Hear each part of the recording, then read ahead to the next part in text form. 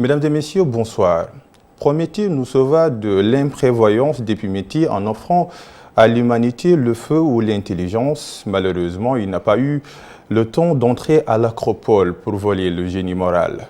L'homme qui était nu, sans chaussures ni armes, possède maintenant la science. À travers la puissance technique, il croit être maître et possesseur de la nature. Il maîtrise tout, par conséquent, domine et dépasse même ses limites. Mais sur la voie royale, il croise un virus, une petite molécule qui lui reprend sa couronne. Tout change. Le basculement est sans précédent. Sommes-nous face à une quatrième révolution de l'Homo sapiens après celle cognitive, agricole et industrielle, problématique que nous allons aborder avec le professeur Mamoussé Diagne. Professeur, bonsoir. Bonsoir. Les philosophes n'aiment pas faire recours aux mythes pour tisser leur analyse. Mais quand j'ai fait recours aux mythes dès le début de mes analyses, c'est pour montrer un peu l'impuissance de la raison humaine face à ce virus. Mais comment comprendre ce qui se déroule sous nos yeux? Mais vous avez peut-être eu raison de recourir aux mythes, oui. Justement. Le mythe, ce n'est pas le concept. Ce n'est pas encore le concept. Ou c'est l'au-delà du concept. C'est ce qui n'est pas encore théorisé, pensé comme tel et acquis sous la forme d'une pensée maîtrisée rationnellement. Ou c'est quelque chose que la raison elle-même n'arrive pas à maîtriser tout à fait, oui. À conceptualiser et qui lui échappe par quelque côté et qu'elle est obligée désormais de dire sous la forme du supra-rationnel ou du non-rationnel ou de ce qui est à côté du rationnel et de ce qui est en dessous du rationnel comme infrarationnel. Le mythe de Prométhée par lequel vous avez commencé, par exemple, est caractéristique du fait que l'homme a voulu voler le feu, s'égaler aux dieux. S'égaler aux dieux, c'est s'égaler à ceux qui sont les porteurs de couronne. Et il se trouve qu'aujourd'hui, il se trouve face à quelqu'un qui prétend à quelque chose, qui prétend être seul à porter une couronne, ce qui apparaît dans son étymologie, d'ailleurs de coronavirus, c'est le virus qui porte la couronne et qui ne se contente pas de s'attaquer aux hommes ordinaires. Il est perceptible, il nous secoue, d'autant plus qu'il s'attaque aux têtes couronnées. Mais professeur, la guerre, elle est asymétrique, l'ennemi est invisible. Oui, justement, l'ennemi est invisible et c'est peut-être à la faveur d'une guerre asymétrique qu'on peut penser vraiment l'essence de la guerre. Machiavel a écrit un ouvrage sur, Clausewitz a écrit un ouvrage sur la guerre, Machiavel également sur la guerre. Oui. Mais vous verrez que les deux ouvrages, ce qui fait la différence fondamentalement, c'est qu'avec Clausewitz, c'est la guerre classique, deux armées, deux nations qui se voient, qui sont face à face et qui peuvent s'affronter. Ici, vous parlez d'ennemis invisibles, oui. C'est-à-dire l'asymétrie réside déjà dans le fait que l'un des ennemis a un visage, alors que l'autre n'en a pas. En tout cas, pas pour le moment. Pas pour le moment un visage définissable, clairement, et ça nous oblige d'ailleurs nous-mêmes, qui en avions, à ne plus en avoir que la moitié. Avec les masques avec lesquels nous nous promenons aujourd'hui, nous sommes presque, de ce point de vue-là, égaux à lui, parce que ce qui était une société de visage est une société sans visage. Nous sommes devenus désormais des gens innommables immédiatement, puisqu'on n'est pas sûr de celui qu'on rencontre, de pouvoir nommer celui qu'on rencontre dans la rue, parce qu'il ressemble à notre ami, oui. Dès qu'il baisse son masque, il est quelqu'un d'autre. Ce qui fait que nous sommes logés à la même enseigne, c'est-à-dire pas d'enseigne du tout. C'est l'enseigne, c'est ce qui permet de connaître, d'avoir des enseignements sur quelqu'un de manière à l'identifier. Eh bien lui, il est sans enseigne.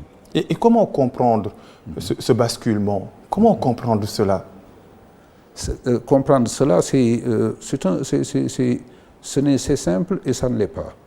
Parce que nous avons eu l'habitude, effectivement, comme vous avez cité Descartes, en pensant l'homme maître et possesseur de la nature. Nous avons pensé pouvoir effectivement dominer toute cette nature qui nous environne par la rigueur et par la prétention d'un jeu.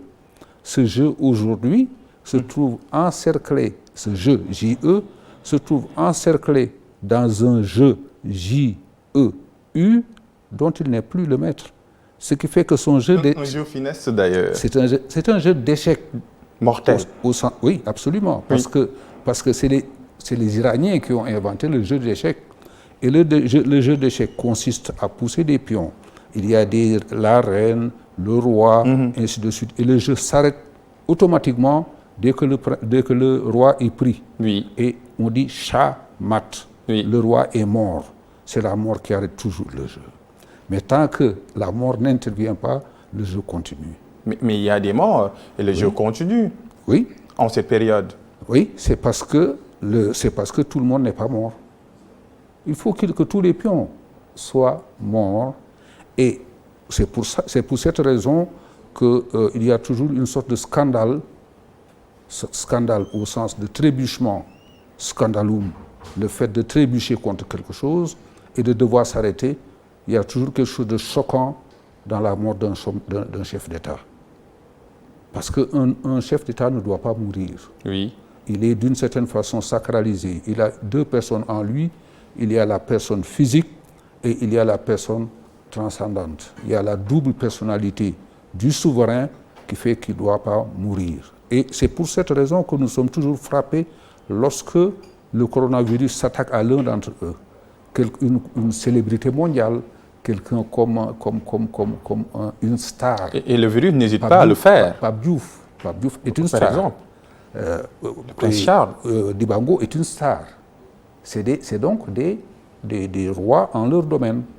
Et aujourd'hui, la cour d'Angleterre avec le Premier ministre, oui. Aujourd'hui, d'autres cours dans lesquelles, à Monaco. Donc, lorsque un chef d'État, celui qui est censé, derrière lequel une nation est censée s'abriter, est lui-même menacé, c'est-à-dire la tête, à ce moment-là seulement, nous sommes conscients de notre fragilité. Et c'est cela qui fait trembler. L'homme est-il fragile? Cette fragilité dont vous parlez aujourd'hui, est-ce que ce virus nous permet à l'homme de revenir sur Terre, que nous sommes sensibles, nous sommes fragiles? Je crois que s'il y a un grand enseignement que l'homme peut tirer et qu'il ne peut pas ne pas tirer, c'est justement ce sens de la fragilité. Et de la fragilité partagée. Aujourd'hui, on peut dire que la fragilité est la chose du monde la mieux partagée, puisque aucun d'entre nous n'est à l'abri. Lorsque aucun d'entre nous n'est à l'abri, cela signifie que je ne suis pas sûr de voir mon voisin immédiat demain matin, comme je ne suis pas sûr moi-même d'être là demain matin. Donc chacun de nous vit actuellement dans la précarité de l'existence, puisque nous avions l'habitude de faire des projets. Oui. Nous avions l'habitude de faire des projets, de nous projeter, c'est-à-dire de vivre avant de vivre, mais nous ne sommes plus sûrs de pouvoir faire de tels plans. Et c'est cela, la fragilité essentielle. Nous ne sommes plus capables de dire « je » et de conjuguer au futur. Nous vivons dans un présent systématiquement et un présent suivi d'autres présents simplement sans être sûr du lendemain. Mais professeur, un présent inquiétant, un présent angoissant, le virus se mute, il se propage, mais le message reste le même. Restez chez vous. Quelles conséquences peuvent avoir ces messages-là? Ce message renforce-t-il l'individualisme ou bien le collectivisme? Restez chez vous alors que par définition, vous aviez l'habitude d'aller chez l'autre, oui, montre bien que quelque chose se casse là. Et quelque chose est mis en rapport, en cause. L'homme est, par définition, depuis Aristote, depuis plus longtemps que ça, est un animal politique. Oui. Quelqu'un dont la vocation est de vivre dans la police, d'être en rapport avec quelqu'un d'autre. Être en rapport avec quelqu'un, C'est cela qui est remis en cause aujourd'hui. Rester chez vous, c'est rester sans l'autre. C'est rester sans l'autre. Ne circulez pas, n'allez pas au marché, n'allez pas dans les lieux où les gens se rencontrent. Et c'est la communauté elle-même, c'est la fragmentation aujourd'hui de notre existence à quoi on assiste. Et sans pouvoir y faire quoi que ce soit, puisqu'on nous dit que c'est le danger suprême. Le danger suprême, c'est d'être avec l'autre, d'être soi-même et l'autre à la fois. On doit être soi-même tout seul dans sa solitude, et dans cette solitude, si l'on veut, aujourd'hui, nous avons évidemment des instruments de communication, heureusement. C'est le WhatsApp, c'est le téléphone. C'est la seule possibilité que nous avons d'avoir des avatars, c'est-à-dire des images, et non plus des personnes vivantes. Mais cet individualisme, professeur, protège. Il nous protège. Il protège également l'autre. Oui, Ce n'est pas un individualisme aveugle, comme était le monde. Je dis était le monde parce que forcément le monde va changer avec le coronavirus. Ce n'est pas un individualisme par choix. C'est ça. C'est un individualisme raisonnable. Mais c'est un individualisme imposé. C'est le fait que ça nous soit imposé. Si j'ai choisi, moi, de rester tout seul, c'est un individualisme ou un égoïsme, appelez ça comme vous voulez. Mais à partir du moment où je suis sommé d'être tout seul, c'est un individualisme qui m'est imposé, et c'est cela qui est insupportable. C'est le fait de devoir rester tout seul. Avant, lorsque les grands mystiques se retiraient dans le désert pour y être tout seuls, ils savaient qu'ils n'étaient pas seuls. Ils étaient avec Dieu, l'être suprême. C'est un choix qu'ils avaient fait, de se couper de la circulation des hommes ordinaires pour être avec quelque chose qui est au-dessus. Aujourd'hui, ce n'est pas le cas. On nous isole dans l'infrasocial. Ce n'est plus dans le suprasocial, mais dans l'infrasocial. Et c'est une fragmentation de la société. C'est une, si vous me le permettrez, ce serait une sorte de molécularisation de la société. Le tout devenu fragmenté en plusieurs, mais en plusieurs qui n'ont de sens que dans leur rapport avec cette totalité. Vous venez de le dire, l'homme est un animal social, mais cet animal est bien enfermé dans une cage. Comment s'adapter? Il s'adapte mal. Il s'adapte mal comme tous les animaux en cage. Ce sont tout ce qu'il voit désormais, ce sont ces barreaux. Ces barreaux invisibles, si l'on veut, ces barreaux transparents, mais qu'il sait très bien que s'il les franchit, eh bien, il risque la mort. Par conséquent, c'est des barreaux électrifiés. Alors, vous voyez un petit peu, nous sommes dans c'est un système concentrationnaire qui ne dit pas son nom. Qui ne dit pas son nom parce que ce serait plus terrifiant encore, mais c'est bien un système concentrationnaire, puisque le sujet est à l'intérieur de cet espace-là, et s'il en sort, c'est le risque de mort. Ce n'est pas le fait qu'il faille mourir tout de suite. Hein, non, mais c'est le simple risque. Et jouer sa vie, mais c'est quelque chose de terrible. Jouer sa vie, jouer avec des pions, ou certes, ou chez le chat mat, mais jouer sa propre vie, être un de ces pions, mais c'est ce que personne n'ose vraiment faire. Et aujourd'hui, c'est la solution, c'est le confinement. Oui, c'est obligatoire. Et d'ailleurs, l'arme contre ce virus est paradoxale. Je me protège en protégeant l'autre, en restant chez moi. Mais nous sommes dans une société communautaire, nous sommes dans une société qui nécessite le contact humain, la distanciation sociale dont on parle. Comment elle peut métamorphoser notre façon de vivre? J'aime pas le mot distanciation sociale. Pourquoi? Parce que c'est comme si dans la société des groupes déterminés étaient distanciés par rapport avec d'autres. Ce n'était pas le cas? Comme si c'était quelque chose qui rappellerait la lutte des classes, quelque chose comme ça. Mais c'est la distanciation groupale. C'est le fait même que nous soyons habitués à vivre en groupe, et c'est le groupe qui se trouve éclaté maintenant en noyaux plus petits, qui ne peuvent plus se retrouver comme tels. Or, je dis cela parce que même les animaux, je ne parle pas des hommes, même les bêtes ont tendance à se regrouper pour se donner un peu de chaleur, pour pouvoir vivre ensemble. Et c'est donc à un niveau infrahumain que nous nous retrouvons aujourd'hui dans cette fragmentation de notre existence. Cette fragmentation de notre existence qui concerne notre rapport à l'autre, mais qui comporte notre rapport à l'autre qui était notre prochain, comme on l'appelait, notre prochain, c'est-à-dire celui qui nous était infiniment proche, parce qu'il est notre voisin, parce qu'il est notre parent, parce qu'il est notre épouse. Oui. Ça va jusque-là. Oui. Ça entre dans l'intimité du foyer. Oui. Et nos enfants sont des bombes pour nous, parce que nos enfants peuvent simplement, en s'amusant, revenir et nous emporter ça dans la maison. Nous fermons les écoles, ça ne suffit pas. C'est notre rapport à nous-mêmes qui pose problème aujourd'hui, parce que nous sommes les mêmes et l'autre à la fois. Chaque matin, quand nous nous réveillons, quand je quitterai notre entretien, en rentrant chez moi, je regarderai mes yeux dans mon miroir en me disant, est-ce que mes yeux ne sont pas un peu plus rouges que lorsque je sortais d'ici ce matin? Vous imaginez que même à l'intérieur du soi, qui est ce qu'il y a de plus intime, qui est en principe, qui ne peut pas être fragmenté, même à l'intérieur du soi, le soi maintenant prend ses distances par rapport à lui-même. Vous voyez, c'est quand même assez terrible, parce que ça pousse à très loin les choses, ce principe de fragmentation. Et c'est à la base de ce que nous vivons actuellement. Et ça fait plus mal en Afrique, où on faisait le chant du collectivisme. Aujourd'hui, nous sommes obligés de vivre l'individualisme imposé dont vous parliez tout à l'heure. C'est certain que le coronavirus va faire des ravages plus ou moins importants selon les civilisations, selon les cultures, et à l'intérieur des cultures, selon la manière dont fonctionnaient les groupes. Oui. Parce qu'il y a des sociétés qui étaient, dans leur structuration même, un peu plus individualistes.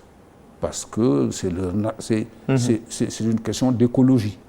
La nature qui les entoure, oui, leurs principes de gouvernement, leurs principes de fonctionnement faisaient que ces sociétés-là étaient des sociétés, pour ainsi dire, éclatées, où l'individualisme avait un sens. C'était l'aventure individuelle qui était privilégiée de toute manière. C'est le cogito individuel qui faisait son aventure à travers le monde et qui rencontrait les autres à l'occasion de telle ou telle règle définie. Tandis qu'en Afrique, où nous avions effectivement l'habitude de nous définir par rapport au nous, c'est-à-dire au groupe, qui fait que je ne suis que parce que je suis devant le regard de l'autre. C'est ce qui définit la honte. C'est ce qui définit, par exemple, un certain nombre de sentiments. Je ne suis que parce que je suis avec les autres. Et on imagine mal un individu qui vit tout seul, un individu isolé en Afrique, totalement, oui, celui-là. Ou bien, on traite de marginal. Ce qu'Aristote disait est plus vrai chez nous qu'ailleurs. Quelqu'un qui est tout seul, c'est soit une bête, soit un dieu. Mais un homme ne peut pas vivre tout seul. Et en Afrique, c'est une vérité qui demeure vraie, donc qui demeure valable jusque dans notre modernité. Et c'est pour ça que le malaise est plus profond, oui, aujourd'hui, de ne pas pouvoir aller chez les gens, de ne pas pouvoir... Et ce qui fait qu'il y a une sorte d'auto-répression du soi dans l'élan qui le pousse spontanément vers l'autre, par lequel il se définit. Il n'est pas avec l'autre simplement pour se sentir bien, c'est dans le rapport avec l'autre qui se définit. Mboko gi, kharito gi, ainsi de suite. Et ça commence jusqu'au fait que l'individu n'est pas, on ne le nomme pas comme tel, il n'est pas un tel, il est un tel avec une généalogie. Comment nous tag sa juróom ñaari maam mënoo xam kan nga. C'est cela, nous, notre cogito. Le cogito est un cogito généalogique déjà. Vous voyez, c'est pour ça que c'est plus grave, c'est plus dur. Et pensez-vous que ce virus va contaminer ce cogito généalogique? Oui, je me rappelle qu'à quelque temps de sa disparition, nous étions en réunion chaque semaine chez elle. Je peux vous parler de Mme Kestelou. Oui, Liliane Kestelou. Il y avait Amadou Ly, Felwine Sarr et moi-même. Et nous tentions de définir le cogito africain, c'est-à-dire le moi africain dans son rapport avec les autres types de moi dans le monde. Et le cogito africain se définit par le fait justement de la non-fragmentation, du fait que ce qui a créé vraiment la fragmentation du monde, la fragmentation c'est la concurrence que crée la société industrielle. L'industrie s'est fondée, véritablement la société industrielle s'est fondée véritablement sur le fait de conjuguer un cogito solitaire qui entre en compétition avec les autres. Tandis que le nôtre se faisait sur la base d'un cogito, non pas communautaire si l'on veut, mais un cogito de rapport de non-compétition systématique, mais un rapport, si l'on veut, de secours porté à l'autre ou de solidarité avec l'autre. C'est ce principe de solidarité qui risque à ce moment-là d'être mis à mal, même si aujourd'hui le coronavirus nous porte à être extrêmement solidaires dans les rapports que nous entretenons. Il y a des dons. Pour pouvoir, justement, on donne des denrées alimentaires. Il y a une sorte de solidarité. Et c'est plus spontané. Ici, d'ailleurs, qu'ailleurs, c'est ce qui montre par l'absurde, justement, que chez nous, justement, ce lien est plus atteint, plus durement atteint. Même si on le fait pour que l'autre ne meure pas, on le fait pour ne pas mourir soi-même. C'est vrai, aussi, ça a quelque chose d'égoïste, hein? Mais on le fait pour que l'autre ne meure pas. Parce que, il faut mais professeur, le blessé, le nécessiteux, comme on l'appelle aujourd'hui, a-t-il besoin d'un soutien médiatisé? Mais il se trouve que tout le monde est nécessiteux, nécessiteux de vivre simplement. Oui. Mais est-ce qu'il s'agit de nécessiteux au sens où on l'entendait traditionnellement, de quelqu'un qui a besoin de substance pour vivre? De soutien social. De soutien social. Oui. Oui. Est-ce qu'il a besoin de le plaindre, qu'on le plaigne? Non, est-ce que le blessé, le nécessiteux, c'est-à-dire les populations qui ont besoin aujourd'hui d'être aidées, on parle de denrées alimentaires, mais ce soutien-là, est-il nécessaire de le médiatiser? Ah non, je trouve que c'est assez malsain. C'est le blessé encore? C'est assez malsain. Parce que avant, il y avait des formes d'existence qui faisaient que lorsque on savait qu'une famille était nécessiteuse, elle trouvait simplement le matin, devant la maison, devant la porte de la maison, un sac de denrées, des choses dont elle avait besoin, ou bien lorsqu'elle était structurée autour de la mosquée ou autour d'un lieu de rencontre, on y trouvait le matin des choses qui étaient déposées de façon rigoureusement anonyme. Et jusqu'à présent, il y a des gens qui ne supportent d'ailleurs d'accepter cet effort commun qu'en demandant expressément qu'on ne mentionne pas leur nom. Oui. Parce que c'est se faire une publicité, c'est se dédouaner, c'est acheter d'une certaine façon une gloire. Oui. Et c'est la pire des choses. Parce qu'à ce moment-là, c'est une perception négative qu'ils ont du don. Parce que ça diminue l'autre à ce moment-là. Donner, dans ce cas-là, c'est diminuer l'autre, lui montrer qu'on est plus que lui ou qu'on a plus que lui. Oui. Et c'est se faire ce qu'on appelle banalement de la publicité. Et ce que l'on remarque aujourd'hui, c'est ce que l'on remarque dans ce programme de résilience économique, c'est plus médiatisé. D'ailleurs, les bénéficiaires sont répertoriés d'ailleurs. Peut-être que vous, hommes des médias, vous y participez à votre corps défendant. C'est inévitable d'ailleurs, en un sens, mais je pense que c'est une des règles qu'il faudra repenser après que tout ça soit passé. Le virus va nous apprendre beaucoup de choses sur lesquelles il va falloir revenir à nouveau frais, qu'il va falloir repenser. Est-ce que nous avons l'habitude, est-ce que nous avons le droit de blesser un certain nombre de gens dans notre société? Oui. En pensant faire du bien ou en faisant dire qu'on fait du bien, eh bien on ne fait plus de bien. On ne fait plus, en pensant faire du bien à quelqu'un, on ne fait plus le bien. Je distingue bien dans le premier sens et bien dans le second sens. Le second sens est éthique, fondamentalement éthique, tandis que le premier sens n'est que utilitaire. Et je pense que l'utilitaire ne doit jamais l'emporter sur l'éthique. Il y a des gens qui préféreraient mourir pour des raisons éthiques et pour ne pas bénéficier de ce qui constituerait pour eux ce qui emporterait le reste de ce qu'ils ont de dignité. Et ça apparaît dans des trucs, un film comme Gelawar de Sembène. Il y a un magnifique passage de ce genre, sur le don, sur l'aide alimentaire. Oui. Et le virus est parti de Wuhan, il a conquis le monde.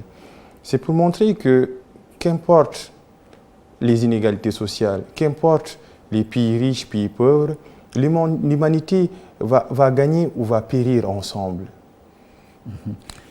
J'ai dit à un de vos confrères qui m'a interrogé sur ce plan-là, j'ai dit pour une fois, on trouve un mal, une catastrophe qui a le sens de la démocratie.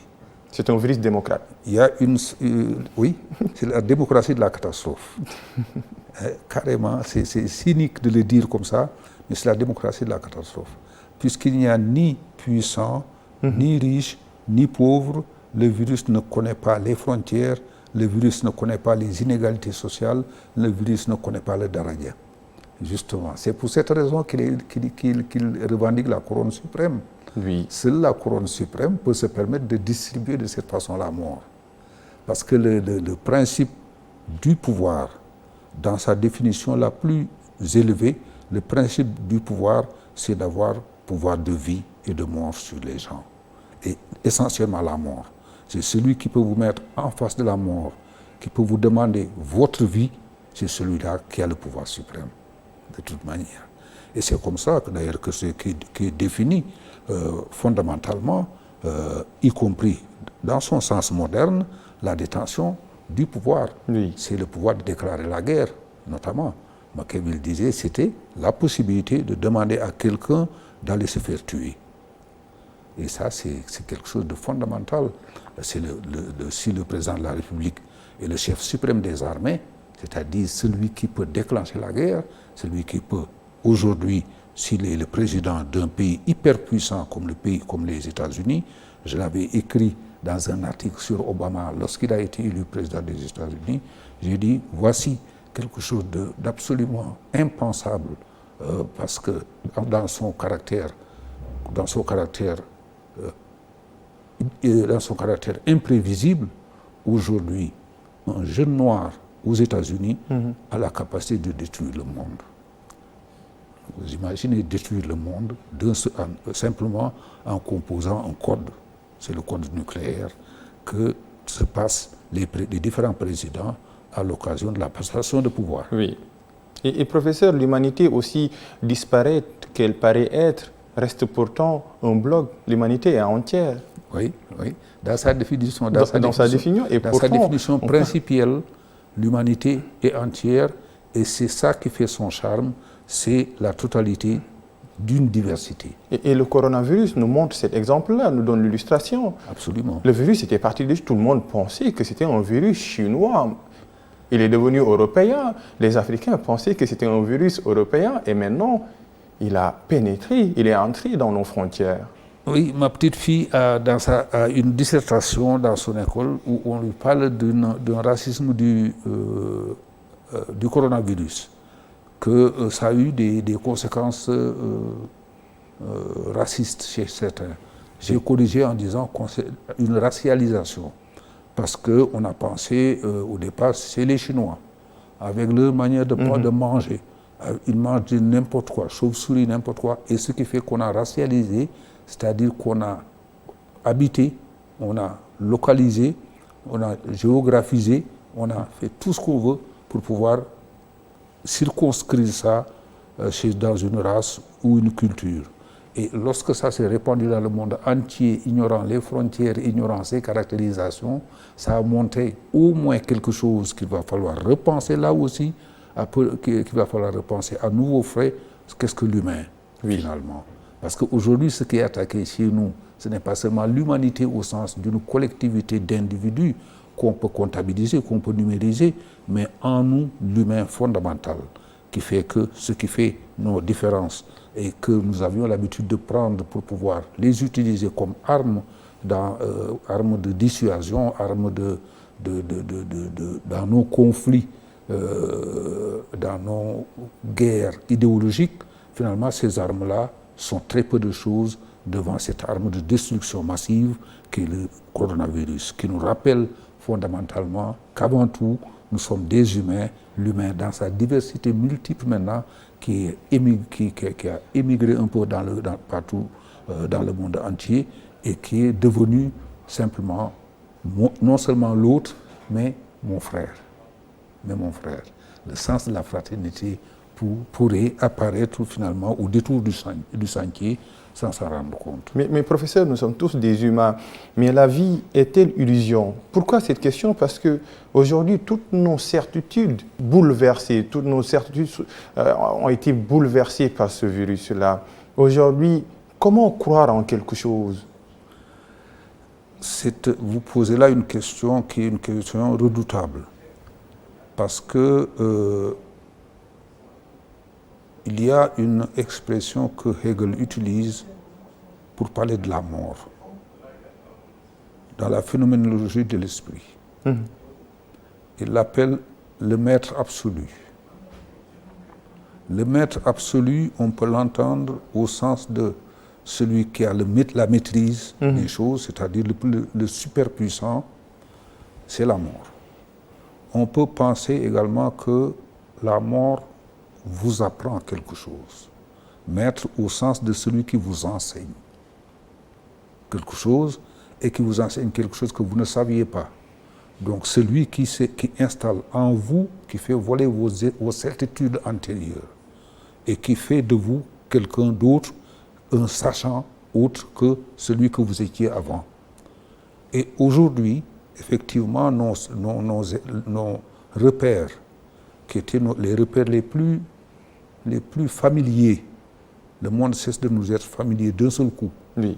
Et en une matinée, on apprend, il y a telle chose, et aujourd'hui nous ne savons plus répertorier les choses qui nous entouraient, qui nous étaient pourtant si familières que nous n'avions plus à les nommer. Ça nous était devenu familier. Ce qui est familier, c'est ce qu'on peut nommer. C'est comme ça que l'homme a habité la terre. Au second livre de la Genèse, lorsque Dieu appelle les animaux et les mène devant Adam, les animaux des champs et les oiseaux du ciel, et demande à l'homme de leur donner un nom. Pour que chaque animal ait pour nom celui que l'homme lui donnerait. Dieu crée le monde en fait en 6 jours et non pas en 7, puisqu'au 7e jour, il crée un être qui est à son image et à sa ressemblance. Je me suis posé la question, qu'est-ce que ça signifie? Un être à l'image et à la ressemblance de Dieu, c'est extraordinaire. En fait, c'était l'homme. C'était le seul animal capable de parler et le seul animal capable de nommer. Et en nommant une chose, on la distingue d'autres choses. Par conséquent, nous avions à ce moment-là un monde signifiant, un monde traversé par un ensemble de choses que nous pouvions répertorier, que nous pouvions diviser, que nous pouvions dessiner. Mais aujourd'hui, nous ne pouvons plus dessiner justement ce monde. Nous ne pouvons plus dessiner un monde qui ait le même sens que le monde que nous avions. Le maître absolu, qu'est la mort, est venu nous apprendre qu'il va falloir apprendre autrement et peut-être apprendre autre chose. C'est autre chose que nous allons apprendre. Il va falloir traverser, évidemment, cette épreuve, il va falloir traverser la mort. C'est de l'autre côté de la mort que ça se trouve. D'où le nom, la faucheuse. D'où le nom, la faucheuse. Oui, mais c'est en fauchant, je dis les têtes. J'ai dit tout à l'heure en s'attaquant au prince, et c'est cela que signifiait Machiavel, quand il dit le pouvoir absolu, c'est le pouvoir d'un seul. Celui qui est le seul, c'est celui qui porte la couronne tout seul. Et toute tête qui dépasse est une tête qui trépasse. à ce moment-là. Toute tête qui dépasse est une tête qui trépasse. Et c'est comme cela qu'il établit en prenant pour paradigme absolu du pouvoir la création de Rome, où Romulus et Rémus, qui étaient des jumeaux, il a fallu que l'un d'eux tue l'autre jumeau pour pouvoir tracer l'enceinte de la ville. C'est comme cela qu'agit évidemment tout pouvoir suprême, et c'est ce que fait le coronavirus, nous apprend cela aussi. Et il y a tellement de choses à apprendre que le coronavirus est vraiment une occasion malheureuse, évidemment terrible, mais c'est peut-être au-delà du malheur seulement qu'on apprend vraiment l'essentiel. C'est ce que nous apprend tous nos schémas de l'initiation qui est au fondement des sociétés africaines. Par exemple, l'initiation dit, c'est après être mort que le ressuscité arrive à être ce qu'il est vraiment.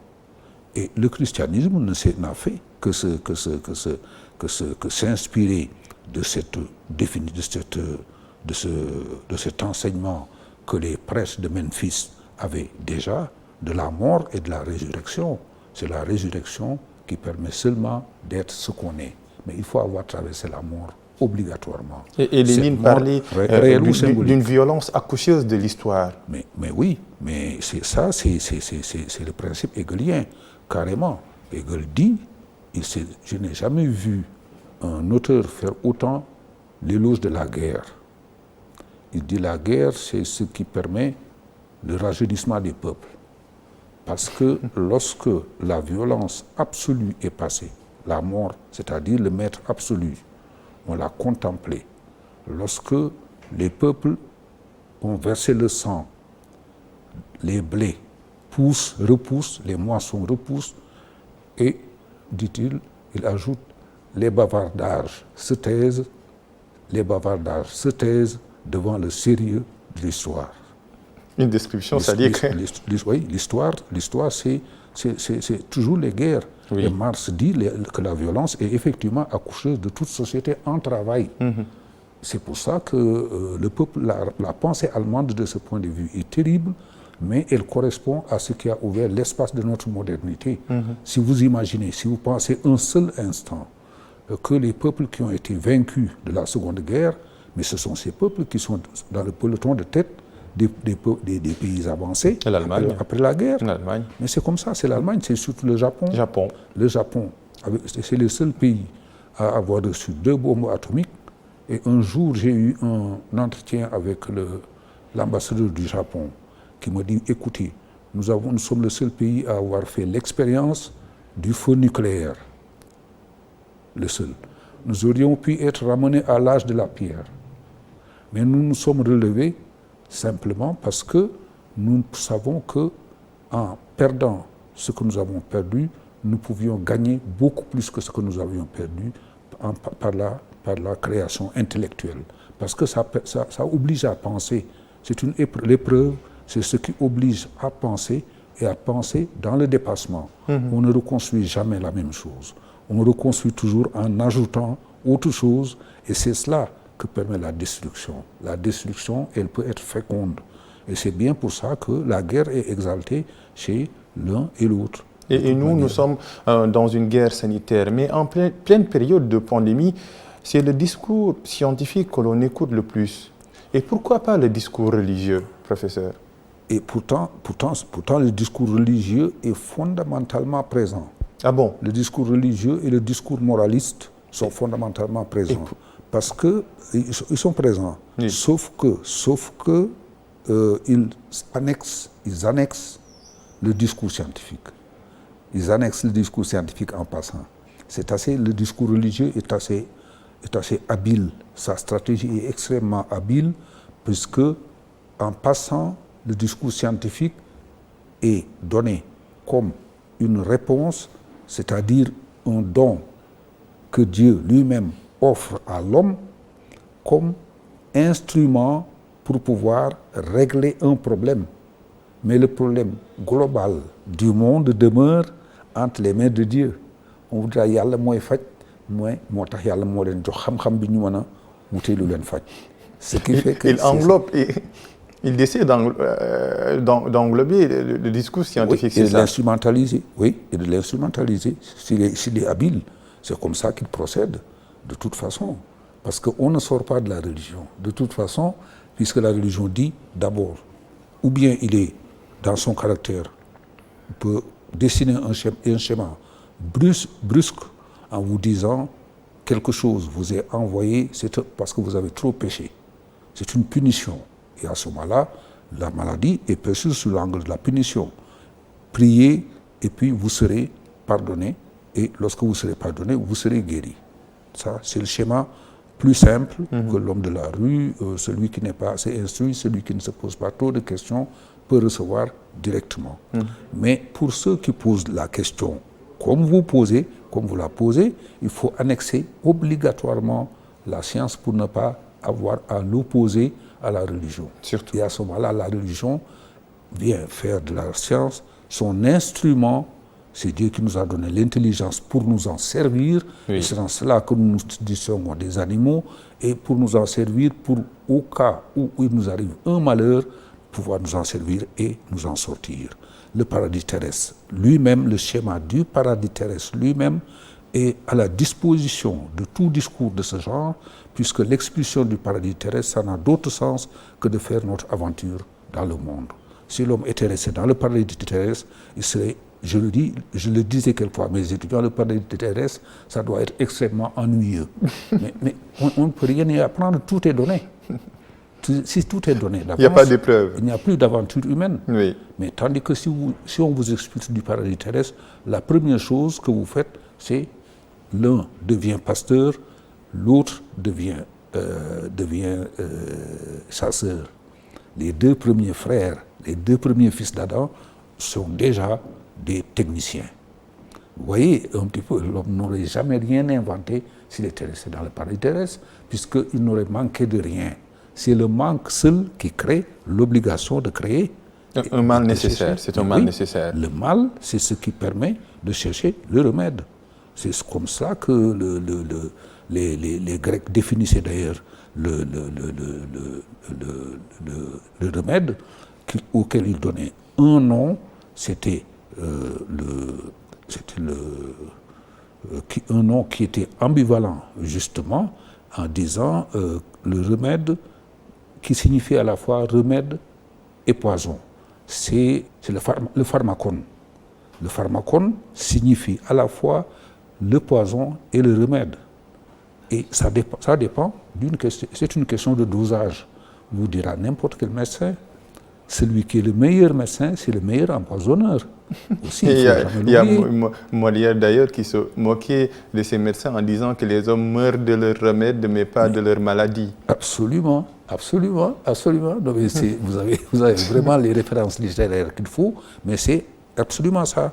Parce que celui qui connaît le principe de guérison, c'est celui qui connaît le principe également de l'empoisonnement. Et les empoisonneurs les plus célèbres qu'on ait connus, c'est le docteur Petiot et d'autres. C'est-à-dire des gens qui connaissent la science, la science qui permet de tuer sans en donner l'air. Parce que c'est une question, je dis une fois de plus, de dosage. Vous faites un peu plus seulement et la personne meurt ou la personne ne meurt pas. Et c'était symbolisé depuis l'Iliade déjà par la lance d'Achille qui guérissait les blessures qu'elle faisait. Oui. C'est comme cela que l'humanité fonctionne, toujours sur la base du principe d'ambivalence. Et c'est comme cela que ça se passe également, même dans les pensées africaines très anciennes, où finalement celui qui est désigné comme étant le sorcier entre guillemets, puisque c'est une désignation coloniale, le sorcier c'est celui qui tue ou qui peut guérir. Oui. C'est les deux. Oui. Il faut nécessairement qu'il y ait cette ambivalence. Oui. Parce que le monde, c'est dès le départ l'être gémellaire qui est principe mâle et femelle à la fois. Ceux qui font de la circoncision, d'autres aspects de la vie, toutes ces complications-là, ça naît du même principe, de toute manière, du yin et du yang. Professeur, il y a eu des guerres, il y a eu des pandémies, il y a eu des épidémies. Aujourd'hui, c'est le coronavirus. Mais pensez-vous que l'humanité descendra de son piédestal parce que l'opinion n'a pas de mémoire? C'est Charles Debat qui le disait. Est-ce qu'on reviendra sur Terre? On le dit, mais est-ce qu'on le fera? Moi, j'ai dit, lorsque j'ai vu, j'ai dit que c'était un montage quand j'ai vu ça, et je continue à le penser d'ailleurs. Mais c'est une probabilité, c'est une possibilité. Même un montage, même une caricature renvoie à un possible. Quand je vois dans un montage, peut-être dans des images qui me sont envoyées par les réseaux sociaux, Trump à genoux, avec des gens qui viennent pour le calmer un petit peu, pour le réconforter un petit peu, et qui dit de prier pour l'Amérique, un homme qui était caractérisé comme un homme orgueilleux, rempli de morgue. Je dis, il se fait tout petit. Devant le coronavirus aujourd'hui, tout le monde se met à genoux. Si tout le monde se met à genoux, j'ai dit que ça nous apprend au moins une chose, la direction de l'humilité. Oui. Il nous apprend à devenir extrêmement humbles. Nous qui pensons être maîtres et possesseurs de la nature, quelque chose échappé de la nature est voulu nous mettre à genoux. Mais j'ai dit, ça inverse complètement les rapports. Nous sommes aujourd'hui devenus des serviteurs de la nature. Et nous savons maintenant que la nature, on doit s'en servir même pour pouvoir guérir les blessures qu'elle nous fait. Par conséquent, nous sommes quand même nous ne sommes plus si grands que ça. Nous ne sommes plus si maîtres que ça. Prométhée a été enchaîné sur le Caucase. Exactement. Et nous, les pays africains, qui comptons trop sur les aides, qui comptons trop sur l'expertise étrangère et même médicale, mais aujourd'hui, tous les pays se barricadent. Personne ne sort, personne n'entre. Est-ce une manière aujourd'hui de pérenniser notre responsabilité, de savoir que l'homme africain ne peut que compter sur lui-même? Aujourd'hui, en tout cas, une chose est certaine, c'est que ce que j'appelle le cogito africain est obligé de dire, comme le cogito cartésien, après avoir dit « je pense donc je suis ». La deuxième vérité cartésienne, quel je suis, moi qui pense que je suis. Ce quel je suis signifie qu'est-ce que je suis. Ce qu'est-ce que je suis m'oblige à me poser la question, que puis-je faire? Aujourd'hui, les pays africains sont mis en demeure de penser non seulement leur être au monde, mais leur rapport au monde sous l'angle de la capacité à y demeurer et la capacité à y créer un chemin qui mène, je ne sais pas où, c'est une aventure de toute manière, c'est une aventure de l'intelligence, mais qui devrait les amener à pouvoir régler leurs propres problèmes, c'est-à-dire le principe d'autonomie et le principe de responsabilité deviennent incontournables aujourd'hui. Nous sommes obligés de penser cela et personne ne le pensera à notre place. Exactement. Que maintenant nous puissions continuer à avoir des relations avec tout le monde sous l'angle des échanges, ça c'est une chose. Mais sous l'angle du principe de responsabilité et de l'initiative, je dis aujourd'hui, personne ne peut à notre place s'installer à notre place pour le faire. Oui. Parce que c'est à nous que ça appartient. Exactement. C'est de nous que ça doit venir également. Il y a une sorte de boucle de circularité dans notre pensée de nous-mêmes à nous-mêmes pour pouvoir régler la question de notre destin dans le monde. Le vieux Léopold avait raison, au fond, quand il pensait ce qu'il appelait la civilisation de l'universel, oui. Ce rendez-vous du donner et du recevoir, oui. C'est-à-dire que vous donnerez et recevrez en même temps.